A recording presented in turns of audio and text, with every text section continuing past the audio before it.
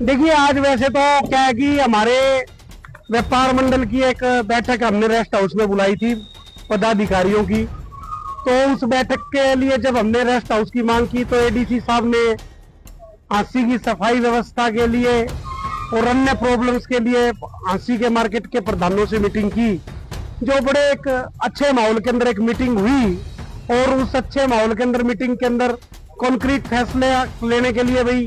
किस ढंग से हम हांसी की सफाई व्यवस्था को सुधार सकते हैं और किस प्रकार से मार्केट एसोसिएशन के प्रधान या अन्य पदाधिकारीगण म्युनिसिपल काउंसिल का सहयोग कर सकते हैं। यह विषय तो हमारा जिला नगर आयुक्त लक्षित श्रीन जी के से रहा और उनको हमने मौखिक रूप से कुछ टैक्स के मुद्दे में बात थी तो उन्होंने कहा जी ये सरकार का फैसला है, जिसको मैं आपके बड़े ब्रीफ से बता देता हूं कि हरियाणा सरकार ने 30 तारीख को एक अधिसूचना जारी की है जो 1 सितंबर से लागू होनी है। और ये हांसी व्यापार मंडल हरियाणा सरकार की उस फैसले का पुरजोर विरोध करता है और आपके माध्यम से हरियाणा सरकार से ये मांग करता है कि आपने जो ये टैक्स की हाउस टैक्स की प्रॉपर्टी टैक्स की नई अधिसूचना जारी की है इसको तुरंत प्रभाव से वापस लें, वरना हरियाणा सरकार के खिलाफ हरियाणा का व्यापारी सड़कों पर होगा, जिसके लिए सरकार स्वयं जिम्मेदार होगी। अरे अपनों को ही मार रहे हो। जिस व्यापारी वर्ग से शहरी वर्ग से हरियाणा के अंदर भाजपा की सरकार आई और आज चंडीगढ़ के सेक्रेटेरिएट में बैठ करके हरियाणा के वजीर व्यापारियों पे शहरी वर्ग पे प्रॉपर्टी के नाम से एक गुंडा टैक्स लगाया। दोस्तों, हम हाउस टैक्स देते रहेंगे, लेकिन कभी आपने सुना है कि 100 रुपए के 400 रुपए हो जाएंगे, 500 रुपए हो जाएंगे? नई व्यवस्था के तहत जो अभी तक संपत्ति कर गजों के हिसाब से लगता है, लेकिन नई व्यवस्था के तहत कलेक्टर रेट के रूप में इन्होंने लगाने की कोशिश की है। कोशिश नहीं की है, लगा दिया है, जो 1 सितंबर से है। आज मेरे सभी व्यापारी बंधुओं ने फैसला लिया है कि हांसी का एक बहुत बड़ा व्यापारी बुधवार को 11 बजे सेक्रेटेरिएट में इकट्ठा होकर के जिला उपायुक्त के माध्यम से मुख्यमंत्री को ज्ञापन प्रेषित करेगा और यह मांग करेगा कि आप या तो ये संपत्ति कर की अधिसूचना रद्द करो, वरना हमें जरूरत पड़ी तो हम आपके विरोध में सड़कों पर भी आना पड़ा तो सड़कों पे भी आएंगे और हमें बंद की कॉल करनी पड़ी तो बंद की कॉल भी करेंगे। और दोस्तों, अन्य जिलों के व्यापारी संगठनों से भी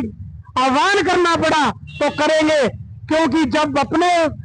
ऊपर आन पड़ती है तो फिर ये नहीं देखा जाता कि हम विरोध किसका कर रहे हैं। सरकार को बनाया भी हमने है और हम सरकार से राहत चाहते हैं, लेकिन सरकार ने पहले हमें बिजली के ऊपर टैक्स लगा दिया और अब संपत्ति कर के रूप में टैक्स बढ़ा दिया, जिसका हांसी का व्यापार मंडल एक स्वर में विरोध करता है। तो दोस्तों, करता है नहीं करता है?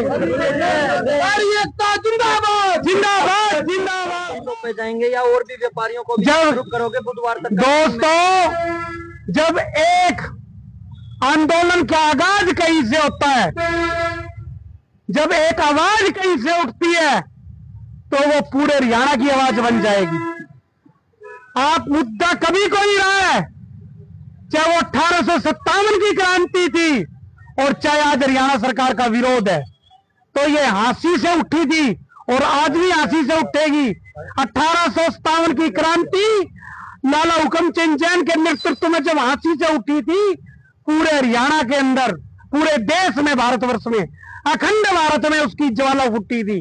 तो यह तो एक संपत्ति कर का मामला है। आज इस हांसी की ऐतिहासिक नगरी की दरा पे खड़ा होकर के कहता हूं कि यह मुद्दा इतना बड़ा होगा, सत्ता के लोग, विपक्ष के लोग, आम जन, नौकरी जन, कर्मचारी वर्ग सब इस मुद्दे पर हरियाणा सरकार का विरोध करेगा, क्योंकि ये व्यक्ति विशेष पे टैक्स नहीं लगा है, चाहे वो रहने वाला मकान हो, चाहे व्यापारी की दुकान हो, चाहे वो कारखाना हो, चाहे वो मैरिज हॉल हो, चाहे वो स्कूल इंस्टीट्यूशंस हो, चाहे हॉस्पिटल्स हो, सबसे ज्यादा मार हॉस्पिटल को दी है इस सरकार ने। हॉस्पिटल पे इतना ज्यादा हाउस टैक्स लगा दिया जिसका हम पुरजोर विरोध करते हैं। अगर आज जिस चीज के हमें 100 रुपए लगते हैं, अगर हमारे को 500 रुपए देने पड़े, साथ में साल दर साल उसका इजाफा हो जाएगा कलेक्टर रेट के मुताबिक, जिसका हम पुरजोर विरोध करते हैं। बुधवार को तो ज्ञापन सिर्फ इस बात का देंगे कि सरकार अपना ये फैसला अगस्त में बंद कर ले, और उसके बाद हम हंसी बंद की कॉल करनी पड़ी तो वो भी करेंगे। और साथियों, दूसरे जिलों में भी जाएंगे, दूसरे व्यापारिक संगठनों से भी बात करेंगे, और जो अपने आप को हरियाणा के नेता व्यापारियों को कहलाते हैं उनसे भी हम आह्वान करेंगे कि आज उतरो मैदान में। सत्ता के लोगों से भी आह्वान करेंगे, हमारे एमएलए से भी मिलेंगे और दूसरे जिलों के एमएलए से भी हम मिलेंगे, क्योंकि जब व्यापारी की मांग की बात आती है तो मेरे को किसी से मिलने में कोई तकलीफ नहीं।